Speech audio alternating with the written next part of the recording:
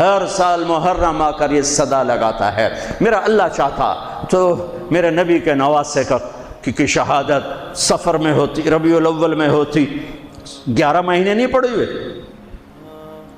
ربیع الثانی میں ہوتی، جمادی الاولی میں ہوتی، جمادی الثانی میں ہوتی، رجب میں ہوتی، شعبان میں ہوتی، رمضان سب سے بہترین مہینہ رمضان میں ہوتی، شوال میں ہوتی، ذوالقعدہ میں ہوتی، ذوالحج میں، محرم میں کیوں رکھا ہے کہ ہر سال، ہر آنے والا سال ہم تو اندھے ہو کے گزر جاتے ہیں اپنے سال سے، اور جنوری کے سال میں سارے بیدار ہوتے ہیں، ٹھیک ہے، وہ بھی میرے اللہ کا بنایا ہوا ہے، یہ بھی میرے اللہ کا بنایا ہوا ہے، لیکن اس نے اس امت کی جھولی میں محرم کو ڈالا اور باقیوں کی جھولی میں جنوری کو ڈالا۔ اللہ تعالیٰ نے اس مہینے کے اندر، اگرچہ یہ مہینہ شروع سے کوئی مقدس چلا آ رہا ہے، محرم میں اللہ نے آدم علیہ السلام کی توبہ کو قبول کیا۔ محرم اماں ابا کی ملاقات ہوئی 10 محرم میدان عرفات میں۔ دوسرا بڑا واقعہ 10 محرم نوح علیہ السلام کی کشتی جودی پہاڑ پہ جا کر ٹکی۔ اس کے بعد تیسرا بڑا واقعہ 10 محرم موسیٰ علیہ السلام نے سمندر پار کیا اور فرعون ڈوبا۔ چوتھا بڑا واقعہ 10 محرم یونس علیہ السلام مچھلی کے پیٹ سے باہر نکالے گئے اور اللہ تعالیٰ نے ان کی حفاظت فرمائی۔ ایک پوری فہرست ہے، میں نے آپ کو 3-4 سنا دیے، اور پھر اس سب پر چھا گیا میرے نبی کے نواسے اور پورے خاندان کی شہادت۔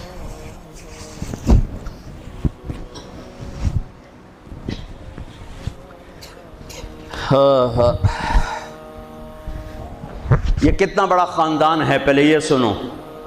میرے نبی نے فرمایا اللہ نے ساری کائنات کو دیکھا، پھر ان سب میں سے عربوں کو چھانٹ کے الگ کیا، پھر سارے عربوں کو دیکھا، اس میں سے مضر کو چھانٹ کے الگ کیا، پھر سارے مضر کو دیکھا، اس میں سے قریش کو چھانٹ کے الگ کیا، پھر سارے قریش کو دیکھا، اس میں سے ہاشم کو چھانٹ کے الگ کیا، پھر ساری ہاشم کی نسل کو دیکھا، اس میں سے میرے اللہ نے میرا انتخاب کیا۔ انا خیرکم ابا و نفسا، میرے جیسا عالی نسب کوئی نہیں، میرے جیسا عالی خاندان کوئی نہیں۔ عبداللہ سے آدم علیہ السلام تک کسی سے زنا نہیں ہوا، سب پاک دامن ہیں، سب پاک دامن ہیں، سب پاک دامن ہیں۔ میرے نبی پاکیزہ سلسلوں سے آئے اور ہر باپ کا ماتھا روشن ہو جاتا تھا جدھر میرے نبی کا نور جاتا تھا۔ ایک دن آدم علیہ السلام کے 10 بیٹے تھے، شیث علیہ السلام سے آپ کا سلسلہ نسب آدم علیہ السلام سے ملتا ہے، ان کا ماتھا روشن تھا۔ آدم علیہ السلام کہنے لگے بیٹا تیری پشت میں ایک امانت ہے جو تیرے باپ سے بھی زیادہ قیمتی۔ وہ کہنے لگے ابا بیٹا باپ سے زیادہ قیمتی، وہ کیسے؟ کہا تو اس امانت کی بات کرتا ہے، تجھے اس کی امت بتاؤں؟ امت ابھی ہمارے آنے میں 10,000 سال پڑے ہوئے ہیں، 10,000 سال، اور آدم علیہ السلام فرما رہے ہیں بیٹا اس ہستی کو چھوڑ، اس کی امت کا بتاؤں؟ کہا جی بتاؤ۔ کہا میں نے ایک خطا کی، میرے کپڑے اتار دیے۔ وہ ہستے اس کی امت روزانہ خطائیں کریں گے، اللہ ان کے کپڑے نہیں اتارے گا۔ میں نے ایک خطا کی، مجھے بیوی سے جدا کیا، وہ سارا دن گناہ کریں گے، اللہ ان کی بیویوں سے انہیں جدا نہیں کرے گا۔ میں نے ایک خطا کی، اللہ نے میری مشہوری کر دی، سوری دنیا کو بتایا، اور وہ سارا دن منہ کالے کریں گے اور اللہ ان کے گناہوں پہ پردے ڈالتا جائے گا، پردے ڈالتا جائے گا، پردے ڈالتا جائے گا۔ میں نے ایک خطا کی، مجھے جنت سے نکالا، وہ ہزاروں خطائیں کر کے اس کی رحمت سے بخشش پا کے جنت میں جائیں گے۔ میں نے ایک خطا کی، میری توبہ کے لیے 40 برس لگے، اور وہ ساری خطائیں کر کر ایک بول بولیں گے اللہ معاف کر، اللہ ان کے سارے ہی معاف کرے، اللہ ان کے سارے ہی معاف کرے۔ ہر ایک کا ماتھا روشن ہو جاتا تھا، نور نبوت چمکتا نظر آتا تھا۔ اس لیے بہت بڑے علماء کی بڑی مضبوط دلائل ہیں کہ آزر، اگرچہ نسب نامے میں آزر ہی آتا ہے، لیکن آزر آپ کے چچا ہیں، باپ نہیں ہیں، چچا ہیں، چونکہ چچا کو بھی اب کہتے ہیں۔ باپ کے لیے والد کا لفظ ہے، والد صرف باپ کو کہتے ہیں، اور اب چاچے کو بھی کہتے ہیں، باپ کو بھی کہتے ہیں، دادے کو بھی کہتے ہیں۔ نعبد الہک و الہ آبائک ابراہیم و اسماعیل و اسحاق الہا واحدا۔ یعقوب علیہ السلام کی اولاد کہہ رہی کہ ہم آپ کے ابا کی کہ رب کی عبادت کریں گے کون؟ ابراہیم، اسماعیل، اسحاق، ابراہیم دادا، اسماعیل چاچا، اسحاق والد۔ وَكَانَ أَبُوهُمَا صَالِحًا، وہ میں نے دیوار سیدھی کر دی کہ ان کا باپ نیک آدمی تھا، ساتویں پشت کا دادا، اس کے لیے اب کا لفظ استعمال ہو رہا ہے، اب کا لفظ استعمال ہو رہا ہے۔ اور ابراہیم علیہ السلام بیت اللہ بنانے کے بعد دعا مانگ رہے ربنا اغفر لی ولوالدی۔ ان کے باپ اگر کفر پہ مرے ہوتے تو ابراہیم علیہ السلام یہاں یہ دعا نہیں مانگ سکتے تھے کہ اللہ مجھے معاف کر، میرے والدین کو معاف کر، ربنا اغفر لی ولوالدی یوم یقوم الحساب۔ اس دعا کا مانگنا یہاں والد کا لفظ استعمال کیا، باپ کا لفظ، اب کا لفظ استعمال نہیں کیا، والد کا لفظ استعمال کیا کہ والد صرف باپ کو کہتے ہیں، اب چاچے کو، دادے کو، پردادے کو، سب کو اب کہا جا سکتا ہے۔ تو بڑے بڑے علماء کی رائے ہے کہ آپ کی نسل میں کوئی بت پرست نہیں آ سکتا، سب یا دین فطرت ہے یا کوئی یا ایمان ہے، یا دین فطرت بھی ایمان ہے کہ بت پرستی سے پاک ہیں۔ آپ نے کہا سعید بن زید کے والد تھے زید بن نفیل، تو اللہ کے نبی کے آنے سے پہلے انتقال کر گئے۔ وہ بیت اللہ سے ٹیک لگا کے بیٹھا، کہتے ارے قریش، اللہ کی قسم یہ پتھر کے بت ہیں، نہ نفع دیتے نہ نقصان، یہ اس کائنات کے مالک نہیں ہو سکتے، اس کائنات کا کوئی مالک ہے پتہ نہیں کون ہے، اور کوئی ہے مجھے پتہ ہوتا میں اس کی پوجا کرتا۔